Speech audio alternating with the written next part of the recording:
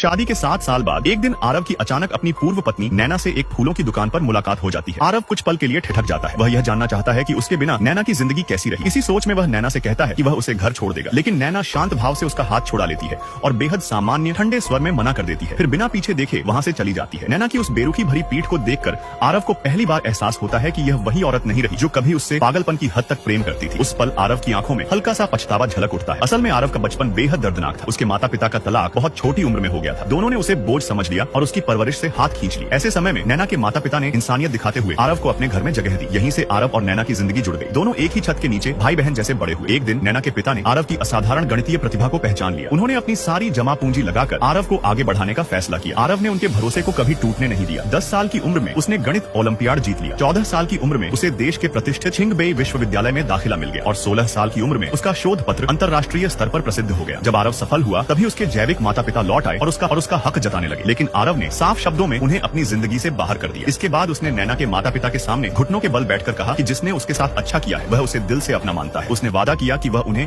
अपने सगे माता पिता की तरह संभालेगा और नैना की हमेशा रक्षा करेगा। समय के साथ आरव और नैना का रिश्ता दोस्ती से प्यार में बदल गया। दोनों ने बिना किसी तामझाम के शादी कर ली। आरव ने वादा किया था कि वह नैना का साथ कभी नहीं छोड़ेगा। सालों तक आरव ने मेहनत की और सफलता की ऊंचाइयों को छू लिया, लेकिन 27 साल की उम्र के बाद जब वह अपने करियर के शिखर पर था उसका मन बदलने लगा। अब उसे नाम, पैसा और सम्मान से ज्यादा अपने निजी शौकों में दिलचस्पी होने लगी। उसे फूलों से लगाव हो गया। नैना उसकी खुशी के लिए हर हफ्ते घर में नए फूल मंगवाने लगी। इसी दौरान फूल सप्लाई करने वाली एक लड़की काव्या से आरव की पहचान हुई। दोनों के फूलों को लेकर विचार मिलते थे और बातचीत बढ़ने लगी। धीरे धीरे उनके बीच मानसिक जुड़ाव बनने लगा। आरव अक्सर काव्या से ही फूल मंगवाने लगा। बातचीत बढ़ी और रिश्ता नजदीक आता चला गया। एक दिन आरव काव्या को नैना के सामने लाया और कहा कि वह उसकी पढ़ाई का खर्च उठाना चाहता है। काव्या के चेहरे पर कम उम्र में ही संघर्ष और थकान साफ दिखाई देती थी। नैना को आरव का बचपन याद आ गया। उसका दिल पिघल गया और उसने मदद के लिए हाँ कर दी। इसके बाद नैना ने काव्या को छोटी बहन की तरह अपनाया। उसके कपड़ों से लेकर उसके व्यवहार तक का ख्याल रखा। उसे जीवन के सही गलत की समझ दी। काव्या ने भी नैना का हाथ पकड़कर वादा किया कि वह इस एहसान को कभी नहीं भूलेगी। कुछ समय बाद काव्या ने छिंगबेई विश्वविद्यालय में प्रवेश पा लिया, वही जगह जहां आरव और नैना काम करते थे। प्रवेश पत्र मिलने वाली रात नैना ने खास तौर पर फूल खरीदे और घर जल्दी आकर जश्न की तैयारी की। लेकिन जो दृश्य उसने देखा उसने उसकी पूरी दुनिया हिला दी। काव्या आरव के बिस्तर पर थी। नैना का दिमाग सुन्न हो गया। वह बेकाबू होकर घर का सामान तोड़ने लगी, लेकिन आरव ने उसकी ओर देखना तक जरूरी नहीं समझा। वह हर बात पर काव्या का पक्ष लेने लगा। उसने नैना को चेतावनी दी कि अगर वह चुप रही तो वह अब भी उसकी पत्नी कहलाएगी। इतना कहकर आरव काव्या को साथ लेकर घर छोड़कर चला गया। टूटी हुई नैना ने विश्वविद्यालय को दोनों के अनैतिक संबंधों की शिकायत भेज दी, लेकिन प्रशासन ने आरव जैसे नामी प्रोफेसर को बचा लिया। उल्टा नैना को ही दोषी ठहरा दिया गया। जब नैना ने बार बार आवाज उठाई तो आरव ने उसे मानसिक रूप से अस्थिर साबित कर दिया। जिस इंसान से वह सबसे ज्यादा प्रेम करती थी उसी ने उसे मानसिक अस्पताल में भर्ती करवा दिया। उसकी नौकरी चली गई और उसकी डिग्री भी रद्द कर दी गई। नैना को लगा कि अब उसकी जिंदगी खत्म हो चुकी है, लेकिन इलाज के दौरान डॉक्टरों ने बताया कि वह 5 महीने की गर्भवती है। इस बच्चे